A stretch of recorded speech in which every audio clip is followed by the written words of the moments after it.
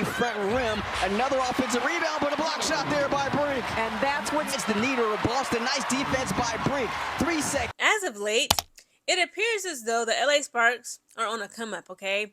They are surprising me in this current season, okay? They're doing pretty much better, far better than they were in last season, okay, when they were under Kurt Miller as their head coach. Last night, the LA Sparks beat the Indiana Fever at their home court, the LA Sparks home court, that is, with the LA Sparks having 100 points, guys. They reached 100 points, whereas the Fever had just 91 points. At first, the Indiana Fever had a little bit of edge over the LA Sparks, but the LA Sparks just dominated, okay? They kept going back and forth again like a tennis match. It was a very exciting game. It was a very evenly yoked game, if I were to put it like that, right?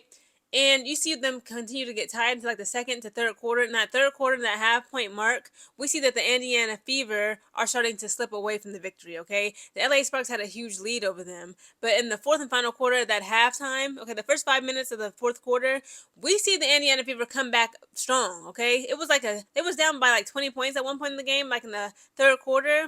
And in like the first half of the fourth quarter, they cut that down to like 6 points. They were only down by 6 points. And I'm like, the LA Sparks is about to blow this game. So in the first quarter, we see the Fever scored 27 points and the Sparks scored 26 points. The second quarter, the Fever were only able to put up 16 points. Whereas the Sparks put up 28 points, guys. Again, Rickea Jackson, Kelsey Plum, I believe she was the player of this game, of last night's game. They did their thing. Cameron Brinks, now she didn't put no points up, but she had 4 blocks, like monstrous blocks in just 12 minutes, okay? In the third quarter, we see Cameron Brink. I think, who did she block? She blocked somebody. I can't remember. I think it was Amaris Dantas, okay? She's like 6'4", the Brazilian woman on the Indiana Fever. It was just incredible, but of course, they put a foul on her for that.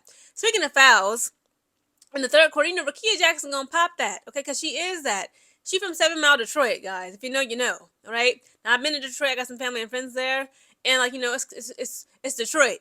So, in the third quarter, she scores. She gets a layup basket, okay? She scores on both. I believe it was Natasha Howard and Aaliyah Boston. So, she was popping that. She was popping it to them. And it's like they're going to give her a technical foul just for talking. She wasn't even talking trash, but she was like, now she ain't really getting to their face, but she was doing her little victory. And, like, the refs gave her a technical foul. They teed her up for that. I don't like that. Like, that's going to destroy the sport, the essence of the sport, that competitiveness. You want there to be some rivalry. You want there to be some trash talk, okay, respectfully, within reason, okay? She ain't put her hands on nobody. She ain't threatened nobody. She was just like, yeah. She was like, yeah, okay, it is what it is. And, like, of course, they're going to give her a technical foul. And Rickea Jackson just laughed it off, which made it even that more sweeter. In the third quarter, the Indiana Fever scores 21 points. This is when they came back. They tried to. And the Sparks scored 22 points. And in the fourth and final quarter, the Fever scores 27 points. The Sparks scored 24 points. Let's start with the Indiana Fever first for the individual player statistics. Aaliyah Boston scored 15 points, had 4 assists, 9 rebounds. Sophie Cunningham had 8 points, 2 assists, 1 rebound.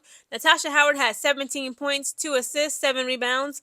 Kelsey Mitchell had 34 points, 6 assists, 2 rebounds. Dang, Kelsey Mitchell is a firecracker.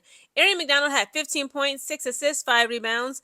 Lexi Hall had 0 points. Again, when Lexi Hall, Sophie Cunningham, and even Sydney Colson don't score, or they don't score as much, the Fever pretty much can just kiss the victory goodbye. Unless Aaliyah Boston, Kelsey Mitchell, and Erin McDonald pick up the slack. Okay, now Sydney Colson had 0 points, 1 assist, 0 rebounds.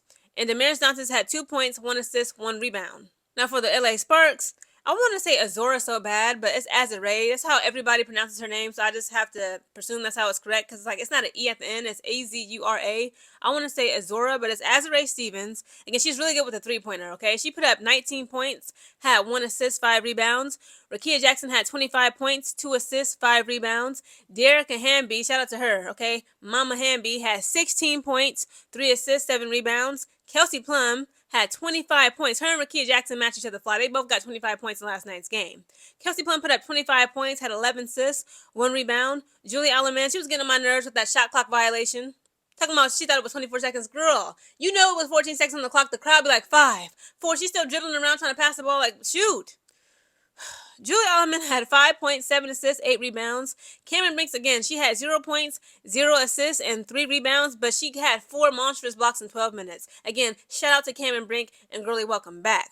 Now, Ray Burrell had 7 points, 1 assist, 3 rebounds, and Julie Van Lowe had 3 points, 0 assists, and 0 rebounds. Again, they were matching each other's fly. What happened in this game, I believe the reason why Indiana Fever, they came close to beating them, but it was just too late. You gotta, when your hands is hot, okay, because at one point, Kelsey Mitchell and Erin McDonald, those 3-pointers, again, that's why Kelsey Mitchell is the leading scorer of not just her teams, not just of her team last night, but of the entire game.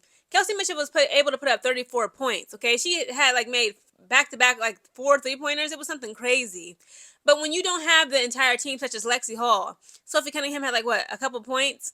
Lexi Hall had 0 points or, like, 3 points. It was, like, very, very low scoring.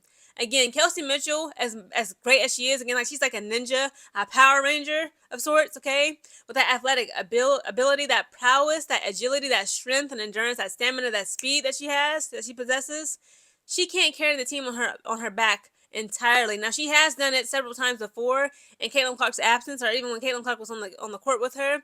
But again, it's like, it's just much more sweeter, and like it increases the chances for the Indiana Fever to win when all of her teammates match her fly, when they all get at least 10 points each. Again, that was a really good game. Shout out to the LA Sparks, okay? They have actually improved since last season. Unfortunately, I can't say the same for my Chicago Sky, but that's neither here nor there. Okay, let's just move on. But again, shout out to Cameron Brinks. I'm so happy she's back. Again, she had 4 blocks in 12 minutes. Shout out to her.